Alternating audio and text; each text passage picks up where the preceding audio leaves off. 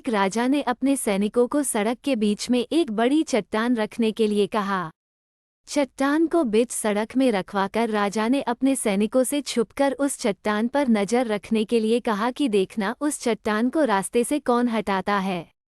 लोग उस जगह पर आते रहे और जाते रहे, लेकिन किसी ने भी उस चट्टान को रास्ते से हटाने की कोशिश नहीं की।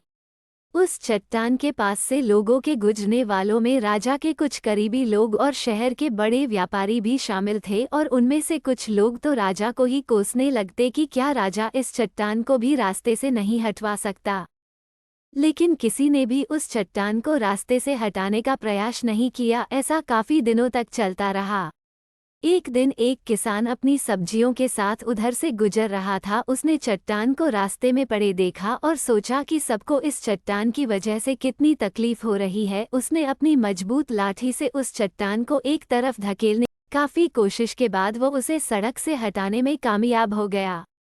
चट्टान रास्ते से हटाने के बाद किसान अपनी सब्जियों को उठाकर जाने ही वाला था कि अचानक उसकी नज़र एक पोटली पर गई जो ठीक उसी जगह पड़ी थी जहां से उसने वह चट्टान हटाए थे। उसने उस पोटली को खोलकर देखा तो उसमें सोने के कई सिक्के थे और उन सिक्कों के साथ राजा का एक संदेश भी था, जिसमें लिखा था कि ये सोने के सिक्के उनके लिए है जो इस चट्टान को रास्ते से हटाएगा। दोस्तों, बिल्कुल ठीक इसी तरह हम सबके लाइफ में भी कई परेशानियां आती है। कुछ लोग उन परेशानियों से बचकर निकल जाते हैं और कुछ रास्ता बदल देते हैं, और चंद लोग ठान लेते हैं उन परेशानियों का हल निकाल लेने की, और ऐसे ही लोग मुश्किलों में संभावनाएं और संभावनाओं में छिपे अवसर खोज लेते हैं।